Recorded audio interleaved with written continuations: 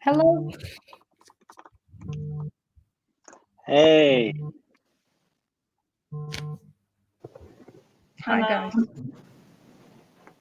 Hello, hello. Nice to see you all.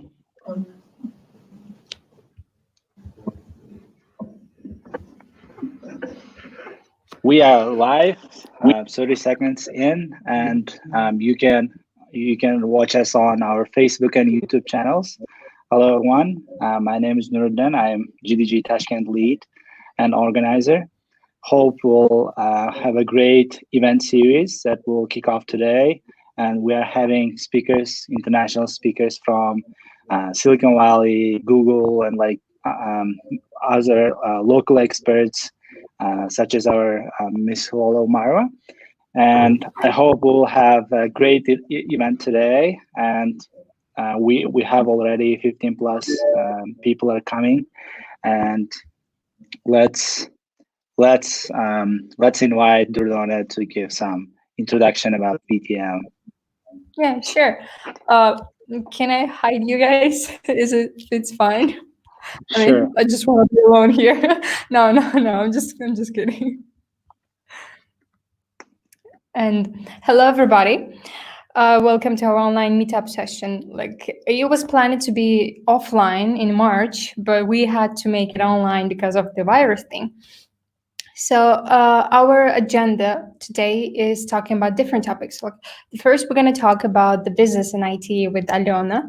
She's going to talk about her business and the IT in business and everything. And then we're going to move on with the community thing connected with Google.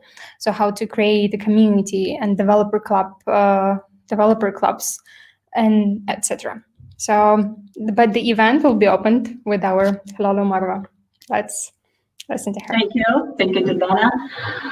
Good evening. Thank you to every one of you for being here with us today.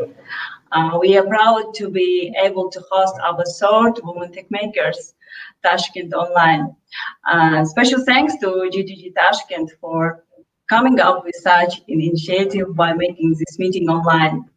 And thanks to our honorable speakers for agreeing to share their knowledge.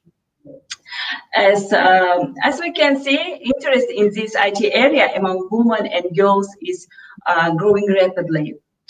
We saw how our girls participated in international and local IT events like, for example, GG Girls, Django Girls Technovation Challenge, and in our lovely annual Women Techmakers. So that's why we hope this event also will be helpful and fruitful for all our participants. And in collaboration with GDG Tashkent, larger offline events with international speakers are still waiting for you. IT school and INA University in Tashkent are always ready to support such projects in the future. Thank you, wish you good luck, and stay tuned. Thank you, Durdona. Thank you. So we're gonna move on with Alyona. She's the founder and CEO of the Nommi, and she is the member of Forbes Asia 30 Under 30. I mean, this is pretty fascinating to me. I'm really interested in her speech, so here we go. Hello, Alyona. Hi. Thanks a lot for inviting me here. Really appreciate this. And so let me do the thing. Let me share the screen with you guys. I will try to do this and not to screw up. Okay. Yep. Okay. I think you should be able to see it now, right? Yes, we can see it. Okay, cool. Yeah, so basically I wouldn't have a very long speech for today, and it's more on the motivational side versus just like purely informational. But at the same time, I will try to mention all the troubles and misconceptions that are often like our case, and here I mean like female case, because many times men just wouldn't wouldn't have this troubles of doubting themselves or asking like hard questions to themselves or pushing themselves like way too hard. So the topic for today would be why you can have it all and why being a girl or a woman or like young girl in tech is nothing to be scared of. You see my credentials below, and you can find me on Instagram, Facebook, LinkedIn. Personally, if you would like to stay in touch, go for LinkedIn. Just have like make a small intro saying like, hey, I've seen you there, this is what I do, this is what I want to ask, because this way will help me a lot. So basically, the two pictures of me that you see, the left one is like my 11th grade, the right one is just like, I think just 1 year ago. And why I put them here is to show that I didn't have it all at the beginning. So originally I'm from Shymkent, which is really nearby to Tashkent, and I've been traveling to the country quite a lot as well. And I wasn't interested in coding at the very beginning. So how I started, I was just reading some science fiction books when I was 14, like since I was 14 years old. And I do still love them right now. I've read a lot of books on this, but I had no plans to become a tech person or IT person or anything like this. I studied management, which is economics area, and then suddenly, when I was 24, I really learned how to code.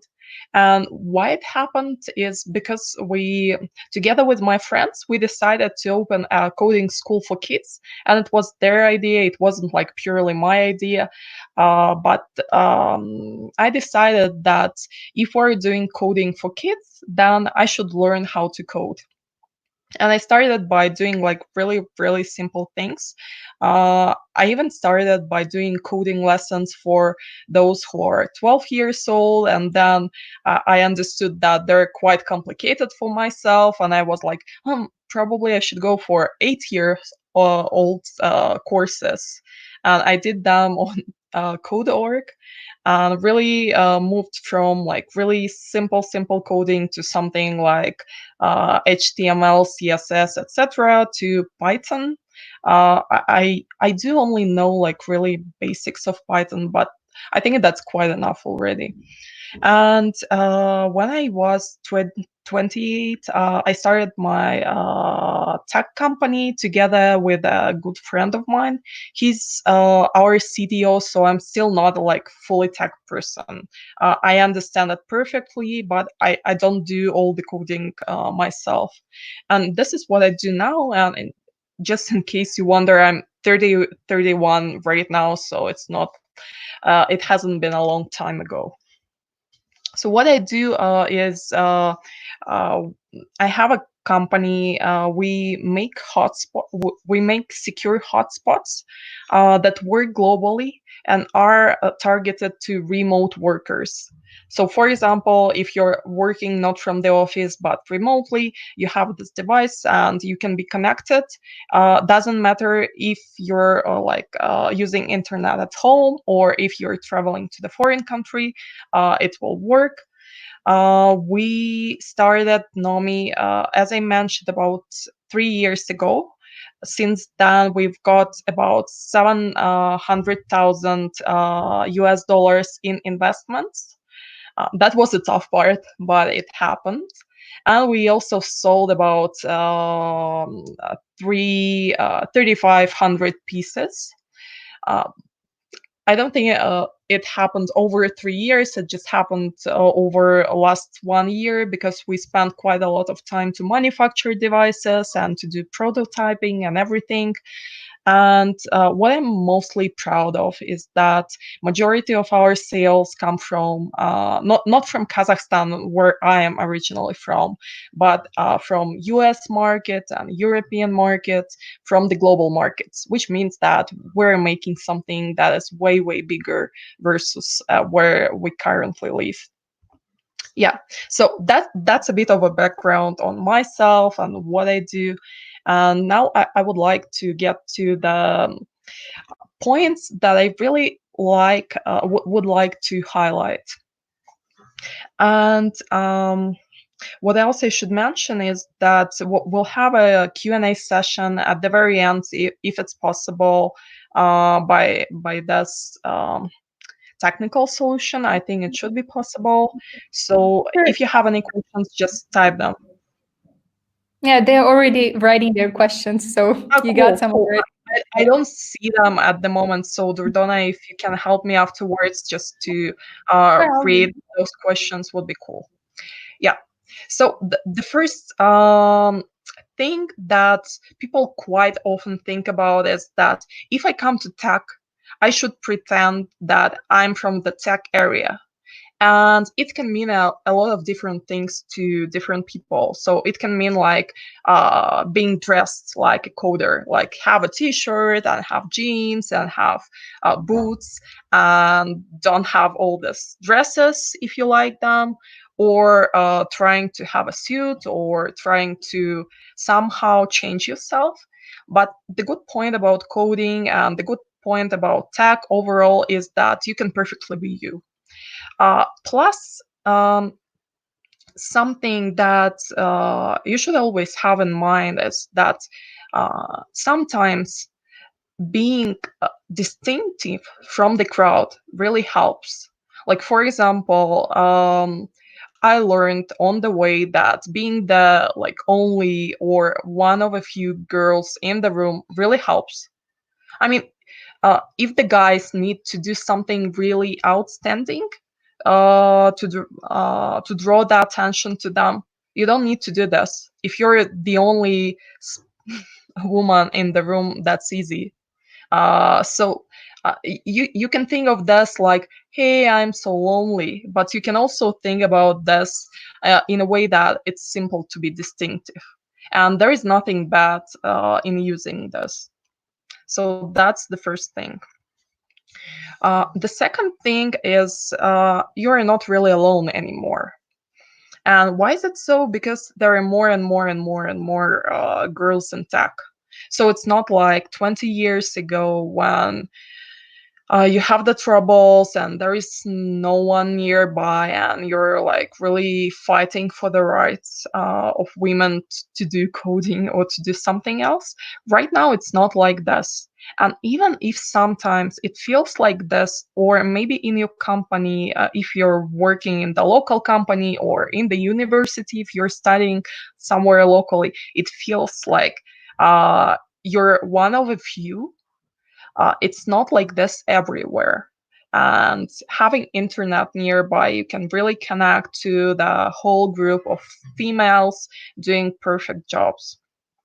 So just look at the options possible. Plus, a very good point is that there is still a lot of support present. So right now, it's way easier to reach to many companies and many really high-end workers in place, talents, just saying, hey, I'm this and this, I want you to help me with that. Because if you're a woman, more people want to help you just because they feel the need to support women. So why not to use this again? Third thing, I'm not sure how many of you right now are thinking about joining tech and how many are already in tech areas. But the thing that I see quite often is that coding is complicated or tech is hard. But I think like both on the coding and tech part, it's all about algorithms. It's all about if else sequences. So it's all basically is about logic. You can perfectly do it. Logic is universal. If you can build something like, I don't know, the sun is really hot, so you better not to touch the sun. If you can build this like logical sequence, you can perfectly do coding. It's not that harder. Yes, you will need high-end mathematics knowledge for some of the coding parts. But this is if you go like really deep, deep, deep. If you go into like some blocks of AI, if you go into like really hardcore coding, for the basics, it won't be hard. Plus, the good point about coding and tech is nobody minds copy pasting. So you don't need to write the whole thing by yourself. Copying is preferred. Copying is praised many times. And if you're doing something way faster by copying what already exists, that is something that is appreciated in many companies.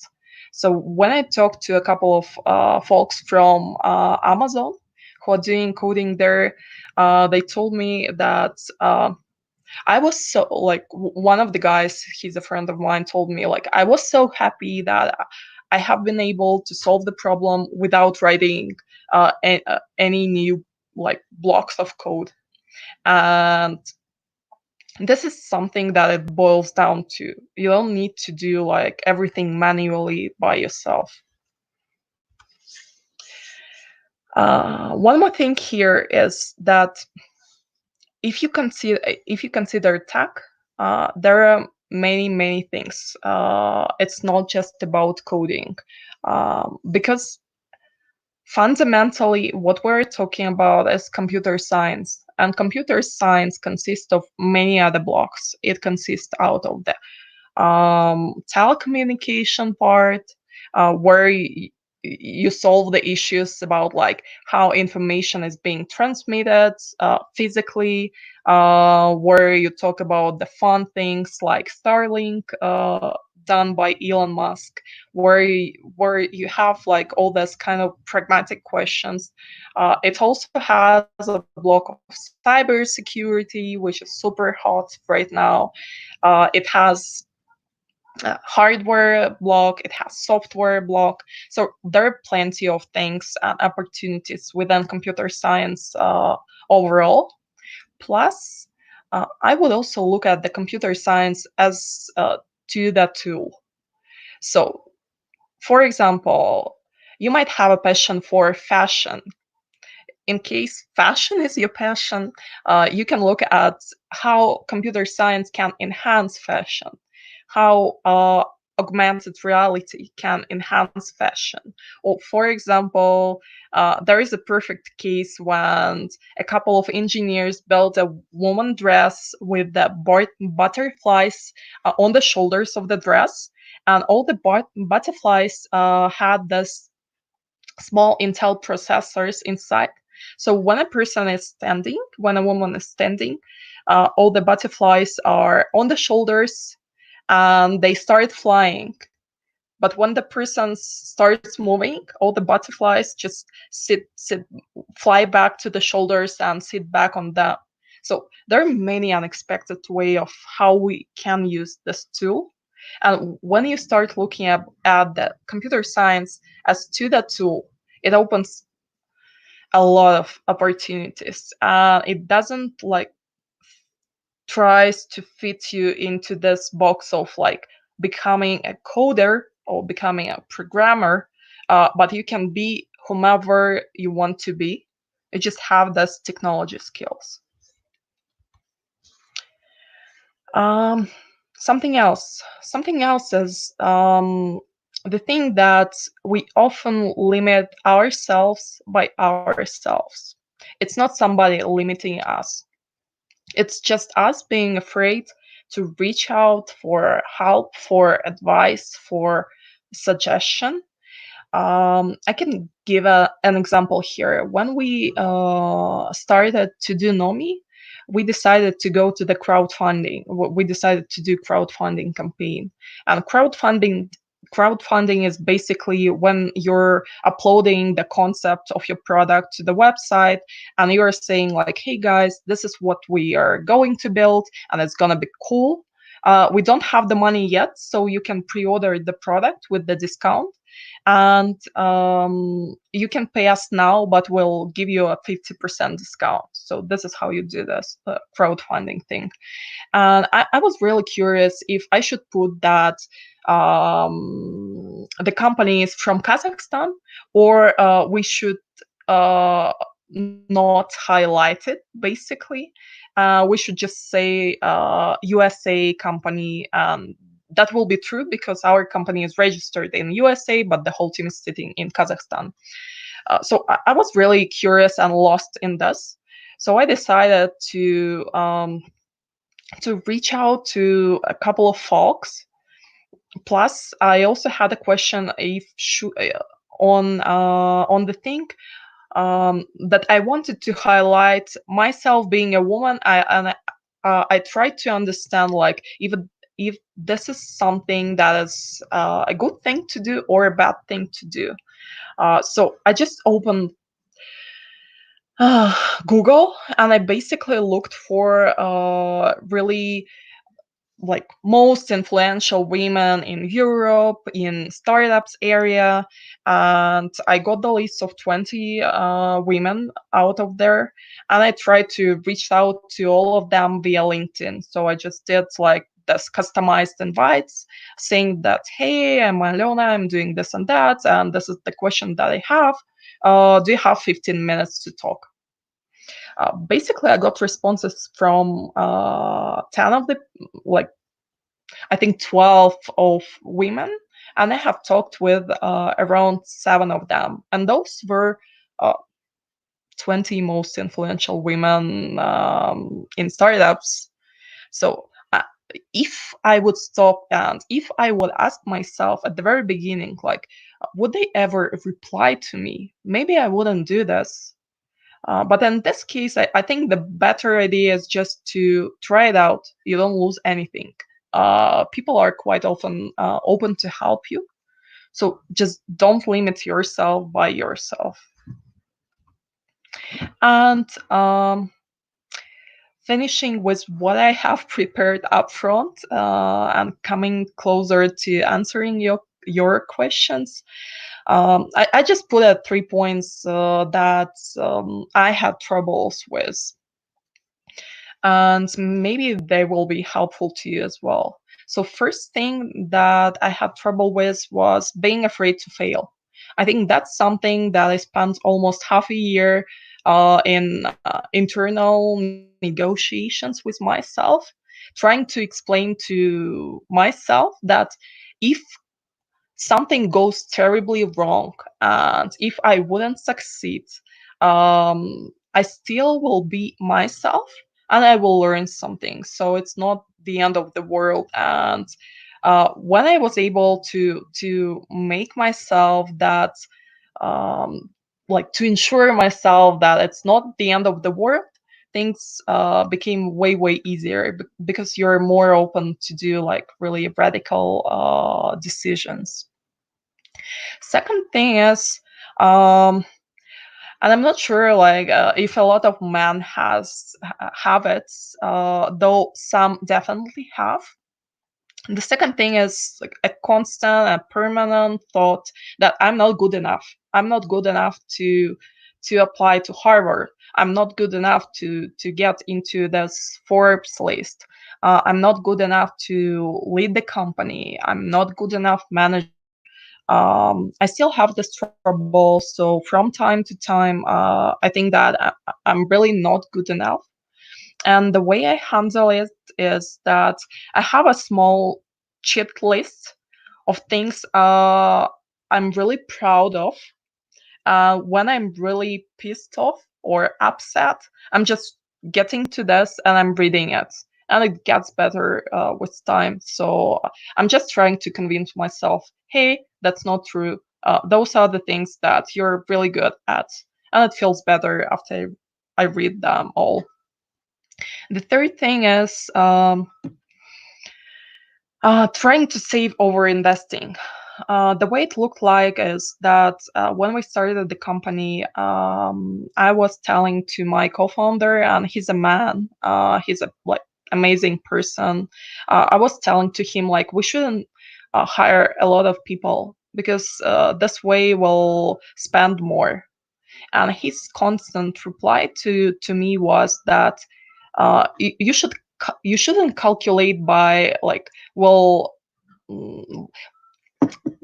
so the thing here is you don't do it like we'll spend more. You also need to account like how much can you earn by hiring extra people, and if it costs you like 1,000 USD to get a person on board, but the person can bring you potentially 10,000 or 12,000 or 20,000, that's totally worth of doing it.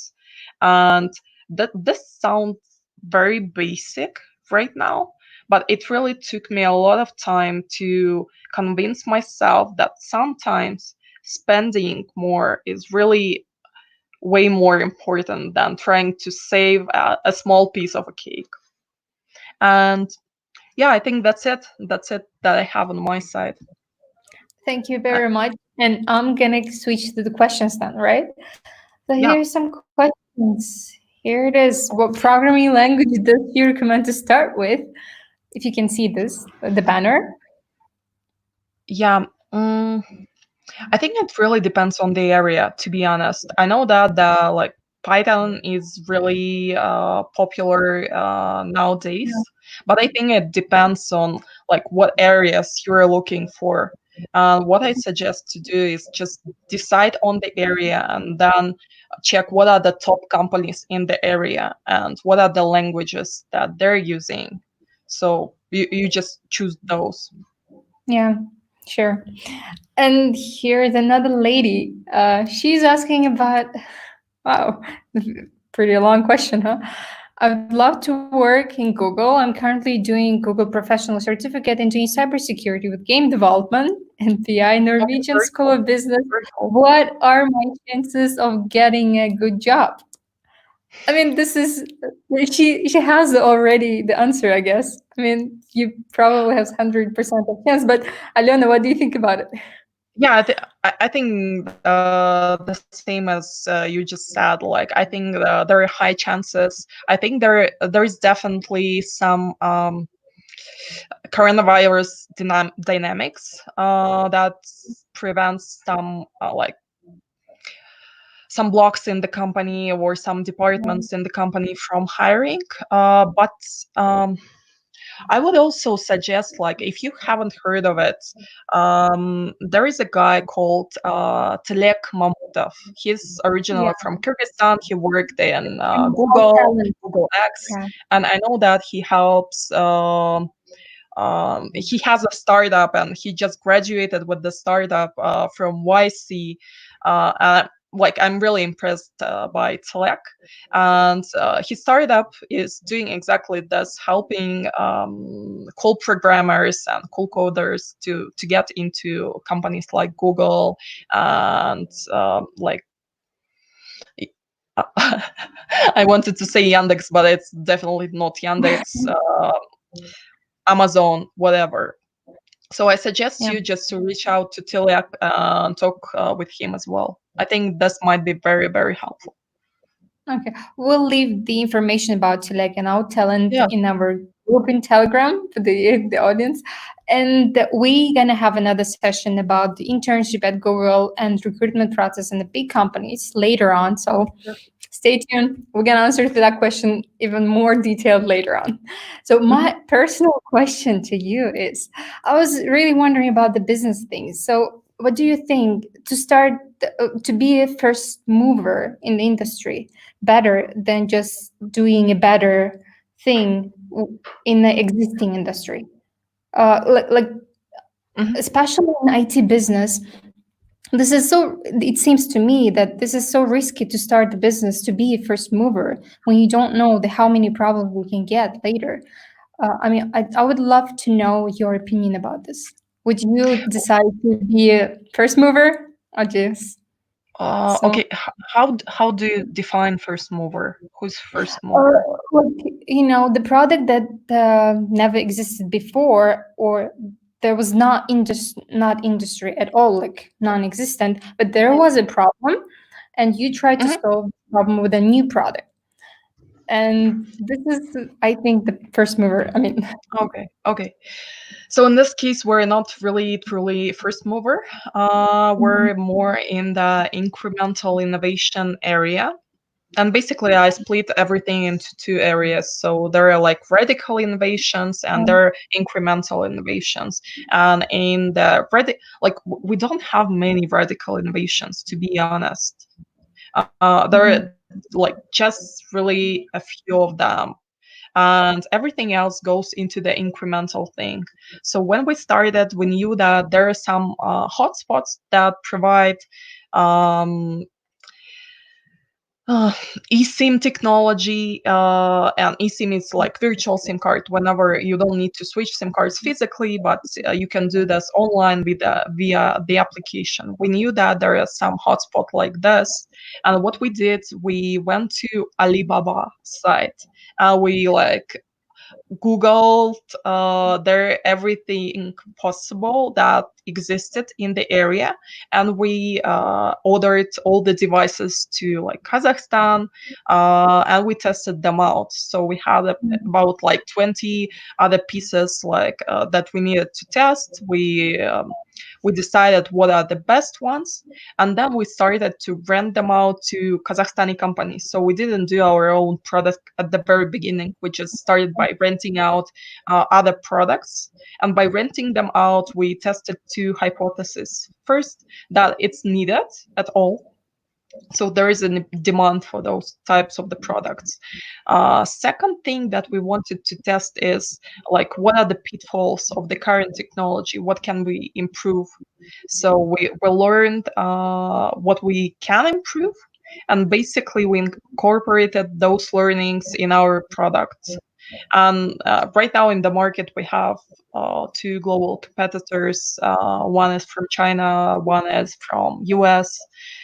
They're quite big, I would say.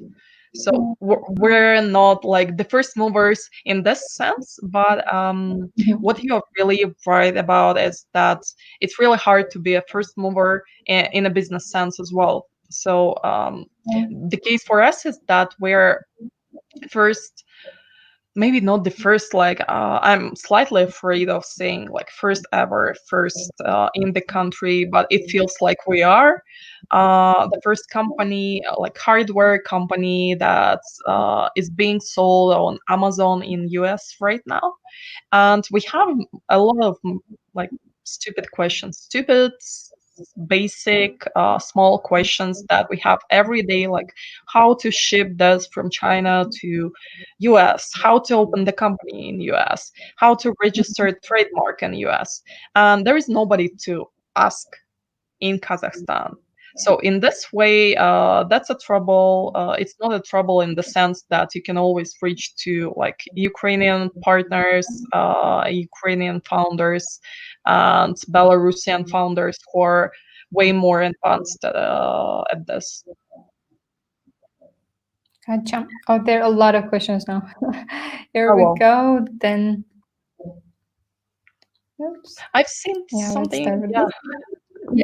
Yeah. How did you start your coding school, and why? When did you decide to move on to Nommi? Okay. So that's a very like pragmatic story, to be honest. I started to work at PNG, Procter and Gamble, and I moved to Moscow at some time. And then I had a boyfriend. He didn't want to go to Moscow, so I decided to get back to Kazakhstan.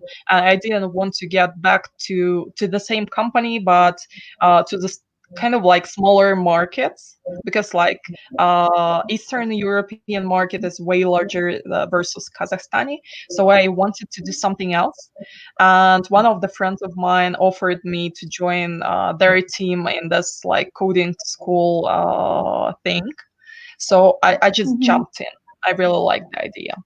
Why I decided to move on Nommi is because I always wanted to do something global.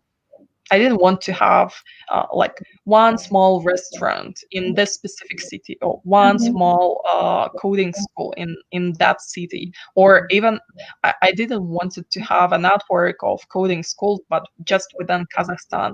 So when I met Kairat, who's my current co-founder, and we started to talk about doing something global, I really felt in love with the concept, and I wanted to do it so hard that I just jumped in. Yeah, that's it. That's cool.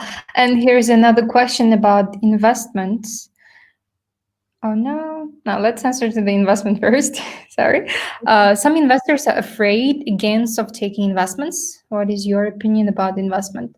And how do you actually attract the investment to the idea? I'm not sure if I'm getting the questions that investors are afraid of taking, maybe making investment. Like, yeah, making investments, like, it's just a risk to invest in a business which you don't know does it have a future or not. Like, how to attract them, how to prove that this is wrong or something. Okay, so first, I think there is a lot of overhype on the investment. Like we often think that we need investment when we don't need it.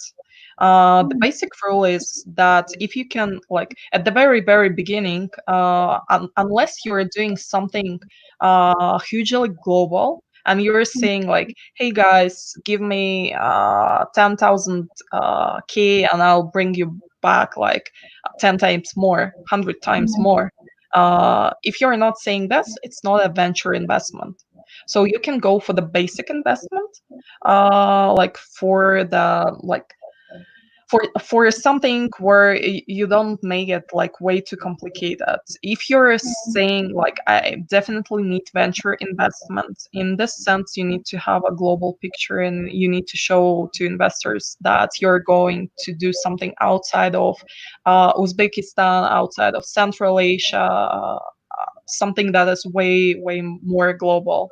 And you don't need to try to find investor if you only need something up to 20,000 USD. Why? Because it will take forever to get those money, and probably you won't get them, but you will lose a lot of time. It's way simpler to try to find your rich relative, or a friend of yours, or ask your mom, ask your dad, ask somebody else who's nearby. Just go for somebody who's nearby, and go to the investors only when you have big sums in mind. And by big sums, I mean something starting with maybe like 40, 50,000 USD. Oh, that's cool.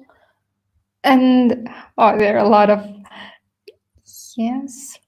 Here you go. Do you agree that Nommi is temporary solution because eSIM is coming to new devices and there are providers like Aerial and Jigsky and Truephone? Yeah, I think that's a really good questions. Good question, and this is something that our investors already talk to us. Like, hey guys, if everything is moving to eSIM, why to have a device? There are basically two answers that we have to that. First is Nomi is something that is like we're about connectivity. We're about secure connectivity. It doesn't mean that we're manufacturing hotspots all the time. And to be honest, whenever the platforms like, and I mean Android, iOS are really ready for the eSIM, because right now there are not that many phones supporting eSIM. We can perfectly jump in, so we can do just like a software version. This is what we consider. Plus, we also think about like how to make it different, because again, like Geek Sky, Truephone, Airlo, those are guys offering eSIM, and there will be many more offering eSIM as well. So we will all have the question of like, how are you guys different? And in terms of the devices, I think there is a big corporate market where you need to have some kind of device um, to synchronize like okay, let's skip this. That will be like way too complex to explain. Gotcha. Oh, here another question. Tell about your first internship that you had. I was a second grade student at the university, and I went to India. It was an ISIC internship, like social internship. So I taught Indian kids how to do some maths, and I also did lessons planning for the school that I worked for. It was fun. Like it was 2 months of work, 1 month of travel. I didn't know English well. I didn't speak English well, so it was like really troublesome. And I traveled to northern India with the guy from Scotland. I couldn't barely understand him for first couple of days. So that's it. That was a fun thing, I guess. I mean, the Yeah. experience was good, right? There are a lot of questions here. So I'm going to choose one of them. This is going to be last question, probably. I'll taking your time. Oh, here's this one. You mentioned Harvard. You spoke to many outstanding engineers. What's the role of a master's degree at the prestigious school for software engineer company founder? That's a good question. I mean, I am personally interested in that. I don't think it matters that much for the software engineer, to be honest. I think it matters for the specific areas more.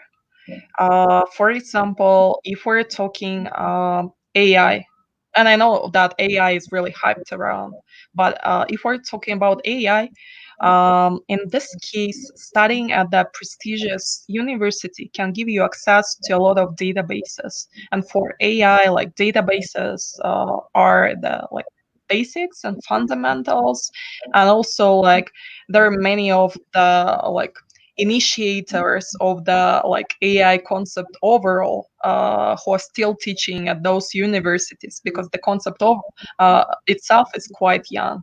So in this case, I think that's something cool to do. In case you're doing like really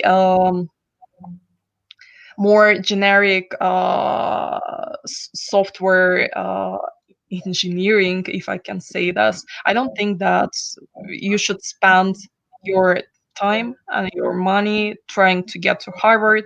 And Harvard is definitely more about Harvard, and all the Ivy League universities are more about community and networking versus just like what you listen to and what you study. So I think it's more about network. Yeah, kind of agree with that. I think you can perfectly co-found the company without this. Yeah, agree. Thank you so much for this speech. And yeah, we took your like 45 minutes, but it was really informative and it was really important for our audience, especially for me. So thank you so much. Yeah, thanks a lot for having me. And also, again, like if I can be of help, feel free to reach out. I'm really open to help. I'm open to connect to the people who can help better versus myself. So just don't be shy. Sure. Yeah. Thank you. Bye. Bye. So the next talk is going to be with our community manager at Google. So let we start. Hello, Merve. How are you doing? Hello, I'm good. How are you? There, so I was like, Yeah, finally I'm here and I'm super excited for that. Thanks a lot for having me. How are you doing? I'm doing great. I was so scared to start this online thing, but I feel okay now. I mean, it's not that scary now, but yeah. Yeah, I also got used to that. I don't know how I'm gonna go out later. Yeah, so maybe I can start Yeah. my presentation. Yeah, let me share my screen.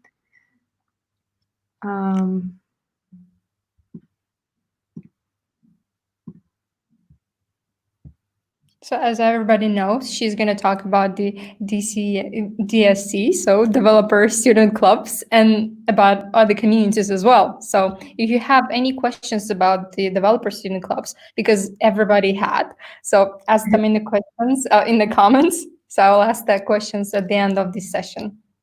Yeah, Cheers. that's perfectly fine. Okay, see you. Yeah, I'm gonna hide myself. All right. Hi everyone, and hi Nurettin also, because like he's my friend also. And hi everyone in Tashkent. I'm super glad to be in here. I hope I can make it physically in the future. Also, I'm super excited for that. And today, actually, I want to talk about like some developer community stuffs. But first, let me show you a video of that. Maybe we can start with this one. So yeah, let's start.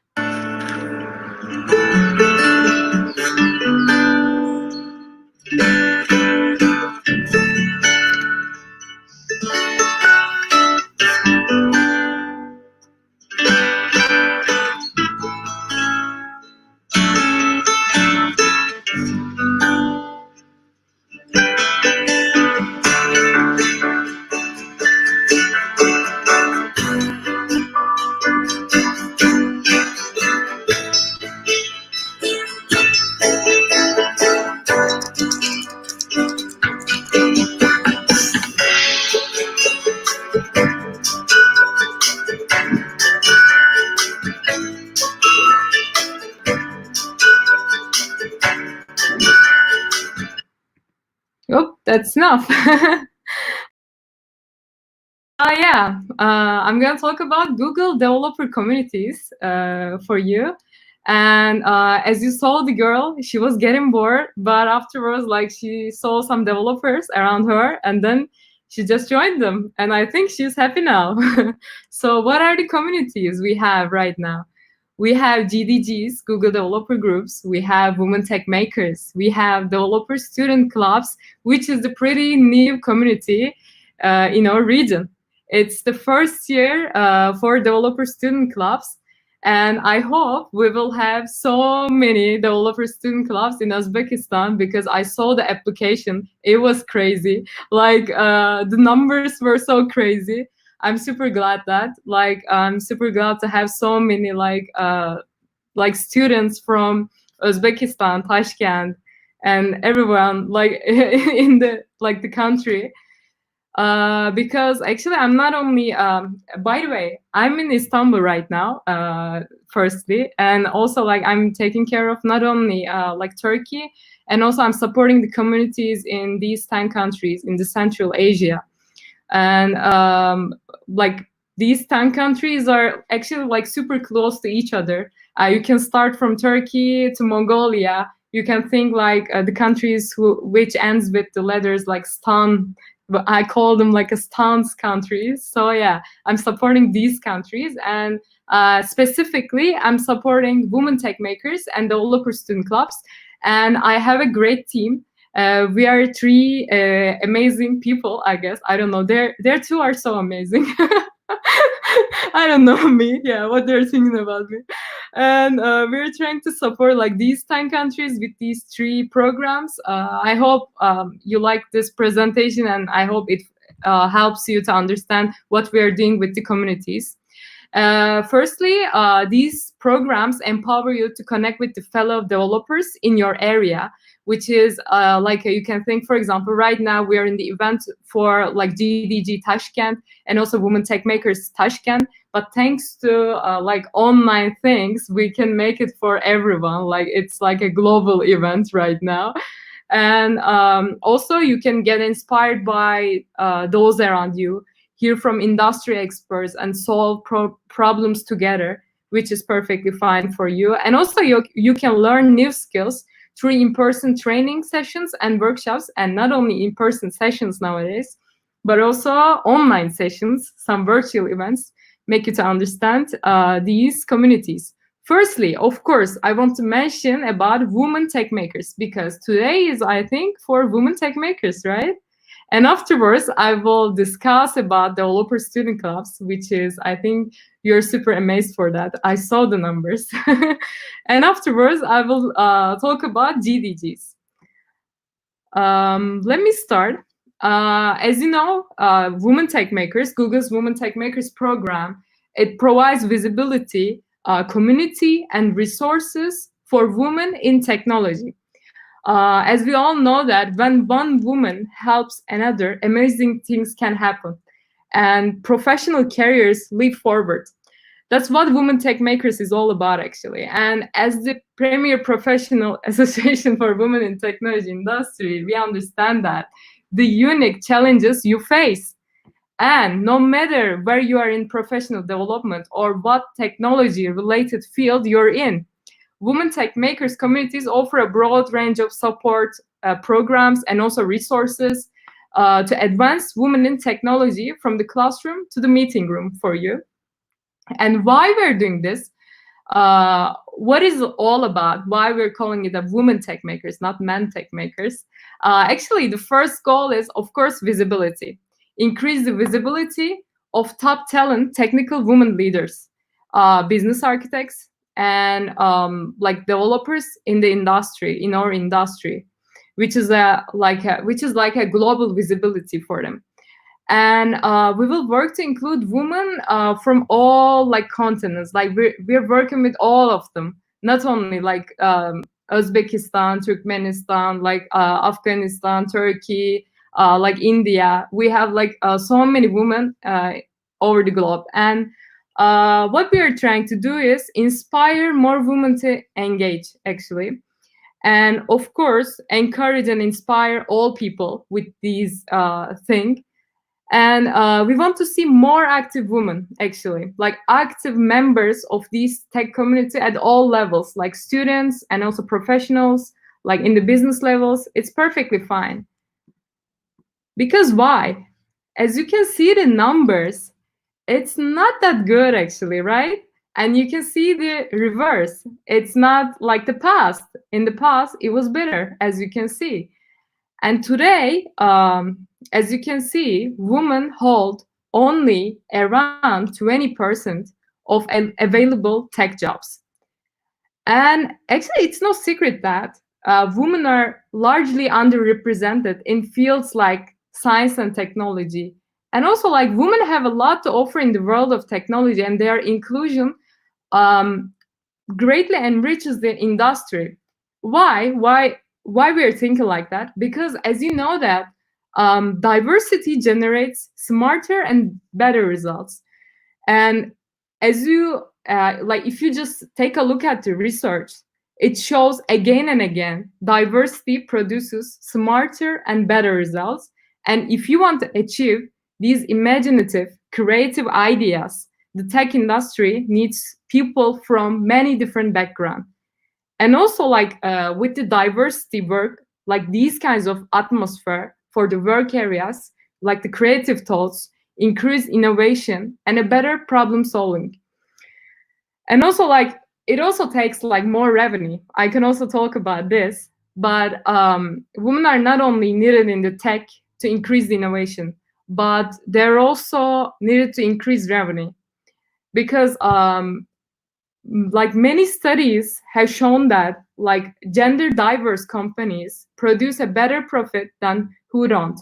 In fact, there are some companies that have been in the top 25 courses for women on their executive teams are 21%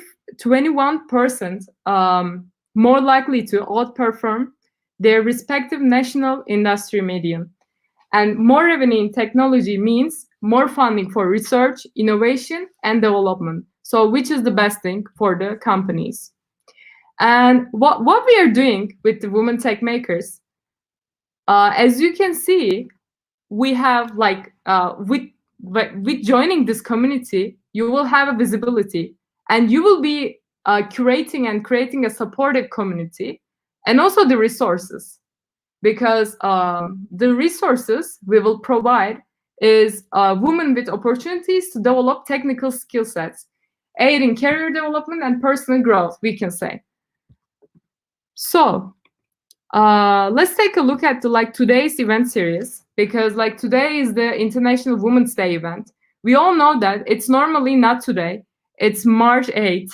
And also Durdana mentioned that normally they were planning to make it physically on March, but unfortunately we are not able to do that. So right now we have it now.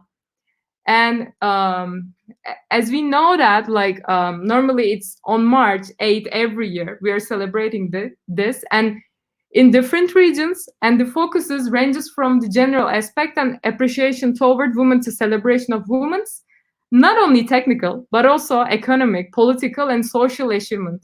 So and time flies so fast, that's true. Not so many years ago, 2 and 3 years ago, actually I was also doing the same thing. I was in the communities, I was studying computer science, and I was looking for some kind of a community for developers, and especially for women in tech, because I was feeling a bit lonely about this career. We were kind of 3 or 4 girls in some classes, and it was super weird for me, because some of my friends who are studying management or business or history, these classes, they had so many friends which are girls, but I have so many friends they were all I don't know, the diversity wasn't that good. And afterwards I joined the Women Techmakers, and now I'm here. So many stories around. And yeah, and also in the Women Techmakers we don't have only International Women's Day event like today. We have also Unremarkable. What is Unremarkable is, it's a Google initiative again, and it's empowering women and underrepresented groups to celebrate their achievements in the workplace and beyond. Why we're doing this? What are the goals for this thing? Improve the self-promotion, motivation and skills of women and underrepresented groups, which means it's not only for women, everyone can join this. And because of the challenge, the social perception around self-promotion, we have this Unremarkable Workshops also. What is that? What is Unremarkable? Maybe it might be the first time you heard this workshop. It's a 90-minute workshop run by the facilitators trained by Google. And the workshop will highlight to participants the importance of self-promotion in their careers and provide them the tools practice this skill. So you want to organize this workshop. I think I can I might have these kinds of ideas right now. Some I feel you want to do it because I think Durdana doesn't have certificates right now. So, and this is the thing. This is the website. How actually, guys, I can see Durdana right now at the backstage. That's why I'm laughing to her. I feel I'm talking with her. That's why I want to mention that. And actually, you can also join this. No, yeah, I want to get the certificate. Yes, ladies and gentlemen. So that's perfect. Yeah, you don't have the certificate, right? No, I don't. I catch you. Yeah, you let me know. Yeah, hopefully you will have soon. You know the website right now. You can apply for it. Yeah. I'm looking forward to see you as a trainer, official trainer. Oh my God, that sounds cool, huh? So yeah, thanks a lot. And yeah, you can also join this workshop journey. And as you can see the impact as of March 2020, it's huge. It's super huge, more than 100 countries and more than 6,000 workshops, which is a great number. So yeah, we're looking forward to see you there. And we don't have only Unremarkable and International Women's Day. We also have Write, Speak and Code And we also have TensorFlow for women Techmakers communities for this year. Every year theme is changing. So like this year, we're basically like focus on these things, and you can just focus on these kinds of events, but also like you can organize whatever you want. It depends on your community because it's your community in the end. And also, like, if you're curious about Women Techmakers and you want to know more about this, then you can just take a look at this website and just become a member. And so you can just hear the like international news. So yeah. And developer student clubs. I think you're looking for listening developer student clubs communities because like I don't know, like I'm super excited for that because it's gonna be the first time in Uzbekistan, not only Tashkent, like from everywhere. I'm super glad to hear that. You also want to establish developer student clubs. What is that? What is developer student clubs? Actually, it is helping students bridge the gap between theory and practice. And they're all university-based community groups for students interested in Google Developers technologies. And actually, it's not only for undergrads, it's also for grads. You can be a developer student club lead as a grad student. It's also perfectly fine. And by joining a DSC, they are growing their knowledge in a peer-to-peer learning environment and build solutions for local businesses and their community. And why they're doing it? Actually, they're trying to solve the real problems, real life problems. And they're trying to learn globally while working with their communities. And the goal is only creating an impact and impacting students in their universities or in their local area and empower them to impact their communities through technology. Let's take a look at some history of DSC. Normally, it started like 3 years ago in India as a way of bridge the gap between theory and practice. And the aim was providing the students the resources and experiences to be more industry ready.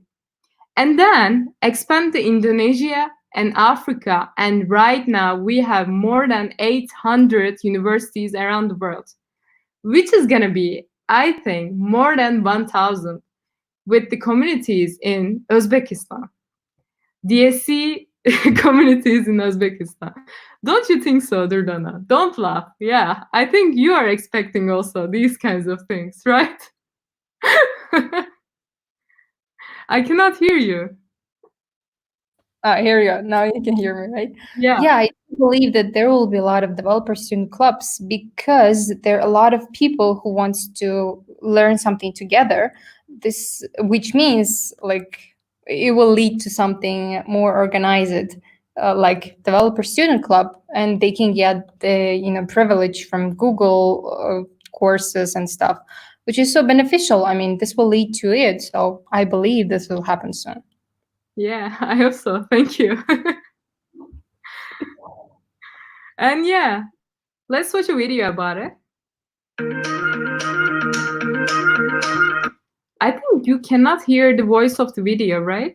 Can you hear it? I guess not, right? You can hear. Okay, so I'm just showing. Hi, I'm Erica. And I'm Komal. We're from Google Developers, and here to tell you about developer student clubs.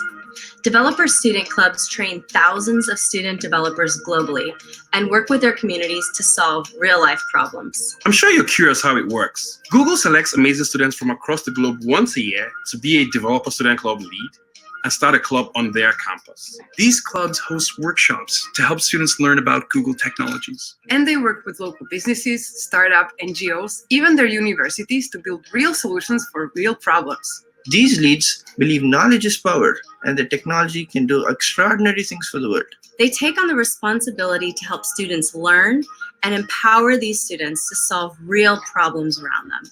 Through this experience, they not only bridge the gap between theory and practice for students, but leave a legacy of impact. Join us in building a global community for students.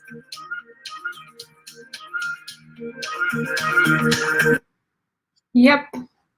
So yeah. Oh yeah. I think you can hear me. Yeah. And right now, actually, we have 71 student clubs in our region, like in Central Asia, plus Turkey, and like Caucasus. So I think, yeah, it's going to be more than 100 for our region also, for the Central Asia. And I'm super excited for that. And here are like some pictures from like this year's leads from Turkey. And what they're doing actually. What does a lead do? Like DSC lead, we call it a DSC lead. What they're doing? Actually, firstly, they're starting a club and working with their university, starting a club. And actually, they're not only working with their university. They can just think like a virtual club. They can think like a virtual DSC club for their university. It's also perfectly fine. And then they're selecting their core teams. And afterwards, they can either get a support from the faculty or not. It's perfectly fine for them. And then they're continuing with hosting some workshops and impacting on their universities. Afterwards, they're going to build some projects with the things what they have learned before. What are the benefits? Why they are doing these things? Of course, we can just think it like professional growth, network growth, and community learning. Before they graduated, they will be industry ready they will be industry ready actually, yeah. And like in Turkey, these are the pictures from Turkey. The process was working great in person. And afterwards, now it's a digital platform for them. And they're organizing some online events, online virtual events. And as you can see, it's not only about one type of technology. Like you can see Flutter, Firebase, or like Dart thing, and GCP, like Google Cloud Platform, AMP, deep learning, whatever. Like they have so many like different kinds of like events are happening. And you're super lucky for that right now, because because of it, everything is online.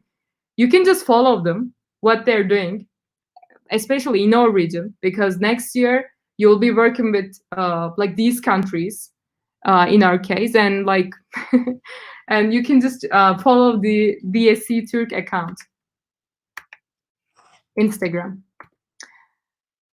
And also, we will provide you some Google Cloud study gems, which is gonna be a great opportunity for you to understand how to become a data scientist, data analyst, cloud native app developer, and cloud infrastructure engineer.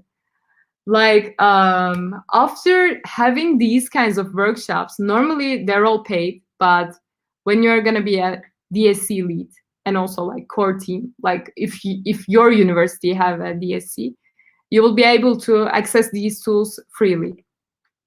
And solution challenge, at the end of the year, not at the end of the year, but kinda like on April, there will be an annual contest that invites students from DSC communities to develop solutions for local community problems using one or more Google products or platforms. Why we are doing it? Because as I mentioned before, I told you to theory and practice, the bridge gap between. This is what we're going to do with the projects. And I like this word. I like this quote. Alone we can do so little. Together we can do so much. And I'm super happy to be with the like DSCs, like especially like this year. I learned a lot from them, and I hope it's gonna be better in the next year with some DSC leads from Uzbekistan. And lastly, some GDG things I will mention. Actually, like previously, as I showed you some pictures, like my past pictures, from my childhood, no, just 2 or 3 years ago, I was also in the like GDG community. Hi, Durdana. I think we also Disappeared again, right? yeah. And like for the GDGs, like I mentioned the WTMs, Women Techmakers, and I mentioned about DSCs for the students. And right now we're talking for the professionals, GDGs. And it's all about like Google technologies, like GDGs are all about these kinds of things. And if you want, Durdana can mention about this. Durdana, what is What GDG organizer? You're asking the person who is in GDG already, right? What we usually do, I mean, in GDG, we try to make like we use Google support and do events and conferences and stuff. We try to inspire and help people with the information and with whatever we got from Google. Actually, it's pretty much it. That's cool. Nurti, you wanna join the what is GDG question? Hello. Hi. Amazing presentation. Thank you so much. It was really nice. Nice to meet you again, and hope to see you in Tashkent soon. Hopefully. I'm super Yeah. excited for that. Yeah. Maybe next year, yeah. Next Yeah. year. I don't know, like when. Yeah, with GDG, we have pretty much great community, and it includes a lot of students as well. So with that, we can start now. We can ask the students to start their own DSE chapters, and it would be cool.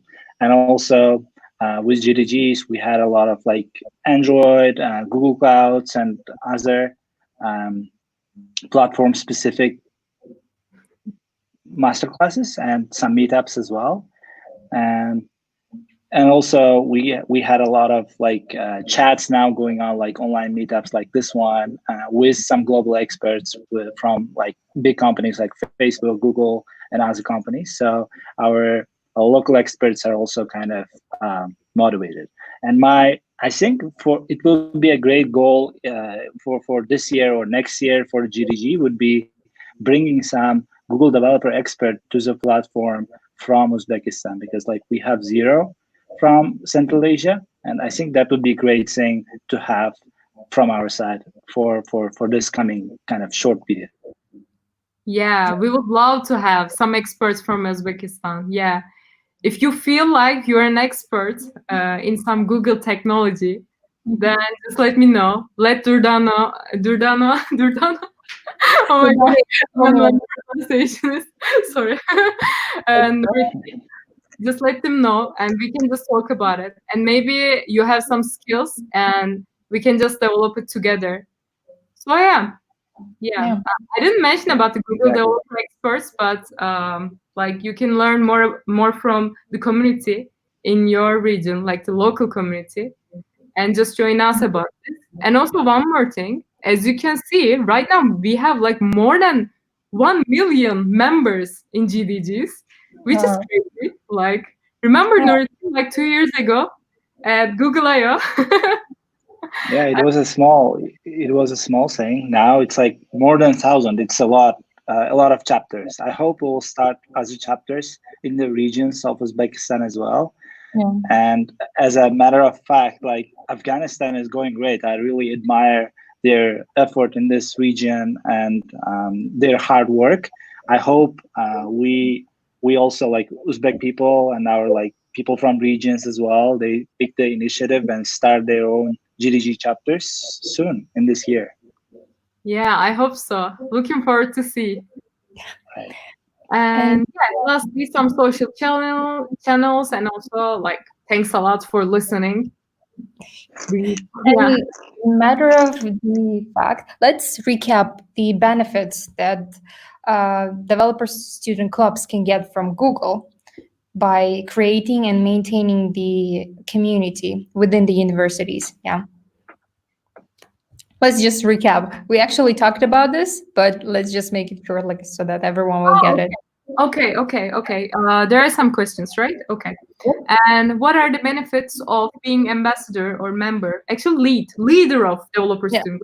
Yeah, we call it as a lead. Internship, visiting Google's conferences. Actually, like last week we had a webinar about this. It was a global webinar, and you should probably watch that if you want to become a like DSC lead, because the like global program manager Erica Hansen was in the webinar, and she was talking with the existing DSC leads from all around the globe. You can find the video at DSC Talks YouTube channel. There's a video, and like you should watch that. And afterwards, what can I say for that? Like, of course, not internship. Like, otherwise, just think about if every like DSC leads like will be a Google intern, then it will be like a huge number. But like some educational support they are taking, and like it depends on the region. But in my region, which includes also Uzbekistan, it will be also mentoring, because like I love connecting with DSC leads. I love talking with them and their future plans, what they want to do, like these kinds of things. And also we will support them with the, for example, Google Quick Labs. Maybe you heard about this. Like there are some like Google Cloud Platform trainings. Normally they're all like $55 for each, but they're all gonna be free for you. And also like some some resources from the Android team, from the like Flutter team. They're all coming to us, and we're sharing with the DSC leads. And firstly, they're developing themselves. Like personal development is the key for becoming a DSC. If you don't like personal development, please don't apply for it. But if you like it, then you should apply for it, because firstly, you will develop yourself, and then you're gonna start peer-to-peer learning, which means you will start teaching your core team, and then you will spread the word for your community, which means your students in the university. So yeah. Gotcha. And here's another question, which is about the hackathons or events. If the developer student club members, they want to organize something really big within their university, do they have an access to the GDEs or any other Googlers to invite them to the event? Or Sure, yeah. Sure, yeah. Actually, DSCs are organizing hackathons, and even if like the cases right now is a pandemic, they organized virtual hackathon 2 weeks ago. Wow. And it was really crazy. It was super good. Like I was like, wow, how did you make it? Kind of thing. So yeah, they can organize it. Hackathons, we are supporting them about this, and also like they're supporting each other, because they're selecting by interviewers from Google. So it's not like becoming a GDG and Women Techmakers. If you want to become a DSC lead, then you should apply for the interview, and then there'll be some steps, and afterwards it's going to be possible. So which means they're generally excellent students and they can help each other very well. So yeah, but we are also helping them. Yeah. That's cool. And Ridin, do you have a question? Actually, so I had some questions from students. They were asking if they need some experience to start a DSC chapter in other like areas, or what are the prerequisites like? Not really, actually. Like they don't have to be a like super experienced student, like who is working and studying at the same time, and these kinds of like.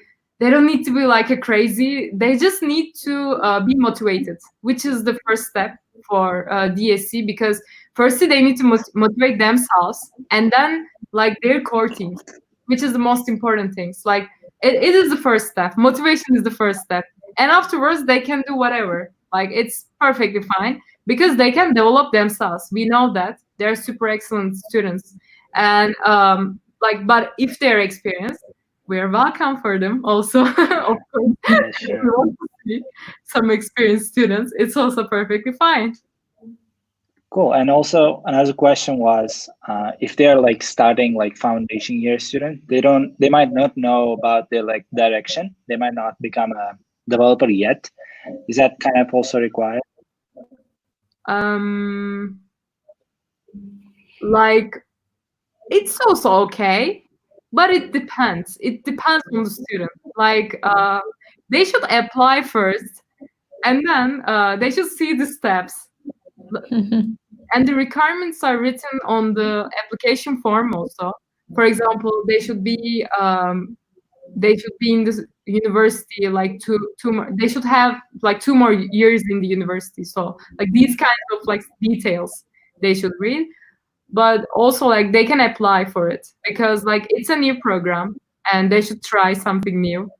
And I will in the region, like I will try to support you as soon as possible. Like for example, last night I had a meeting with DSC leads in Turkey till 2 a.m.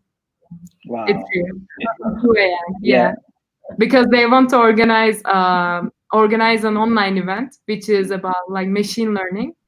And so yeah, we discussed about the event like 3 hours. It was like a crazy, but so yeah. Wow. So Yeah, yeah. it's a small kind of gathering as a family as well. We call it's GDG like a a family. family. Yeah, So that's DSC is a family as well. yeah, it's like a family. I see them more than my family. Yeah. There's a question I pinned. So, will there be competition on Google web programming as well? Yeah, sure. Yeah. For example, like as I mentioned, the solution challenge, it's a global annual contest.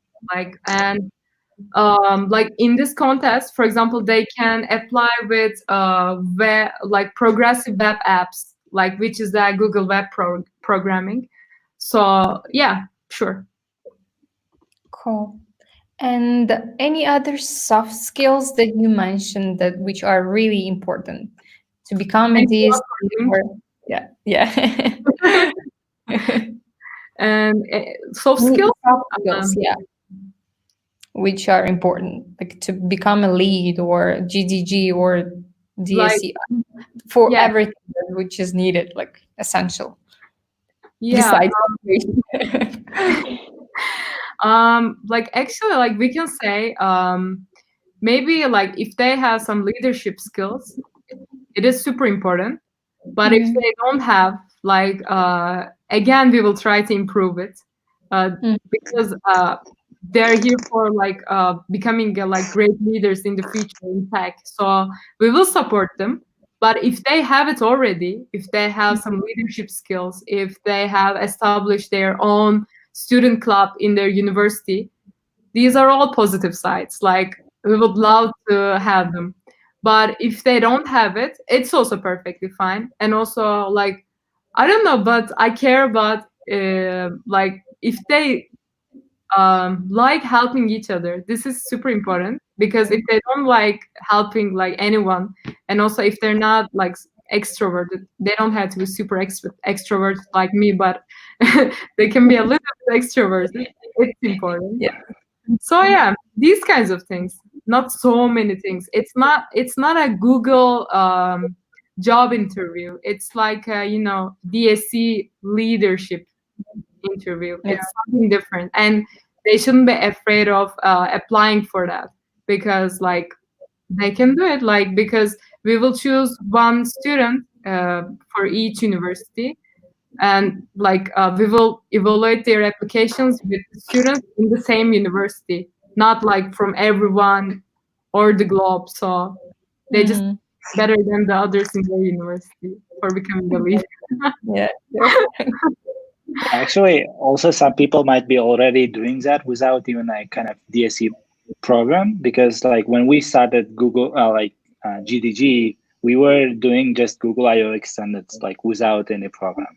And we also started some student clubs as well. It was just peer-to-peer teaching and experience sharing. So some people know Android, some people know like web programming, and they would just hold some classes, build some solutions. And I believe we have some students who are doing that still on our universities, and that's a great chance for them to make it like official and be part of a great like global program and get some international support, and also share your experience with the world. And that's, I think, also very important, because as we know, like in Google like GDG summit as well, people like us share their experience, and as a DSE lead, you can be one sharing your experience, teaching the world about how to do some stuff or what worked well and what went wrong to others and the peers like you around the world. So please apply, and you can find some links on our social media as well, and we'll leave this on video description as well. Yeah, definitely, that's true. Yeah, thanks a lot, Nurittin. Yeah, definitely true. And like, if you have any questions, you can ask Nurittin, or like in the GDGs, like anyone you can ask, because like I'm trying to inform them about the application period and stuff. But also you can just check out the like global website. There was a link, and just take a look at it, and don't afraid of like applying for the like you know, becoming a DSC lead. It's not that hard, really. Like, it's okay. And yeah, you should don't get stressed. It's okay. Like, it's easy peasy. You can do it. Yeah. Yeah, exactly. Yeah, just believe in yourself. Also, deadline is approaching. It's like May 15, so please take a look at it, like, and be responsible, because as a student, we all did, like, we put off everything till the last minute, right? So Yeah. don't do that mistake. We advise. It's really easy, kind of just 2-page form, and all the like difficult part is writing a video. I think, and that's even optional. So it's easy, as Merve said, and we invite you all to this program, and we hope to see a lot of DSE programs and chapters in Uzbekistan. Mm-hmm. Yeah, me too. Looking forward to see. Yeah. Yeah. And there's the last question, probably, which might be helpful for everybody who's thinking about it. Like, does reference from GDG or GDE, Google Developer Expert, can help in their professional career or something later on? Yeah, sure. Yeah, because we will try to connect them with some, you know, GDs and some Googlers also, because they will start organizing some events in the end. And afterwards, when they start like understanding how to organize these kinds of like events, they will connect with Google Developer Experts. It's it's gonna happen like naturally. They don't work for that. It's gonna happen. And so yeah, sure. Yeah, in the end, yeah, they can just help from them. Like, they can be friends with them. We have some experiences like that right now. For example, there are some students, they're talking with GDs like every week, and they're out asking their, you know, some experiences and their journey. It's all about them. Like, they can do it for their own. They will make these connections. And how about in becoming, you know, developer club, you know, the lead? Does that person who got the reference from GDG can have a benefit of becoming the DSC easier, or like, you know, does the reference from GDG to the community lead, that DSC lead, students club lead, can? Yeah. Oh my God. That question was so I don't guarantee that, because it's going to be about like a personal connections. For example, there are some DSC leads in Turkey, and they're organizing events every week, and that's why they're like, you know, connecting with the GDs every week, and they're kind of friends right now, so they can get a reference. But if they don't know each other, then it's not possible. Like, they don't guarantee it, but they will have a chance to meet with GDs, GDGs, and also Googlers, because they will be in the Google developers like communities. They will be in the same, you know, chapters. So it's all about them. But if they're gonna be like, if they don't be active, then it's not gonna be possible, because like how they can connect with each other, like how they can know GDs in the region. It's all about them. But for example, there are some students and who are super active. They know so many Googlers more than me, because always they're organizing events and stuff, and they're just naming them and they're talking, adding on social media, and I'm like, wow, you know everyone. Like, so it's all about people. Like they can connect and they can get some references, but they should work on it. Yeah. Cool. Yeah. Also, we have since we are still in lockdown and quarantine, we are willing to continue this type of events, and tomorrow and day after tomorrow we have 2 more VTM events, which is also cool. Great speakers are joining. But also, I would like to know your opinion. Please let us know in the comments what topics or who exactly would you like to see in our online meetups, or what formats, and we'll take it into consideration. Yes. Thank you. Yeah, but it's your community event. You will decide this, and I can support you anyway, like whatever you want. Yeah. Like, yeah.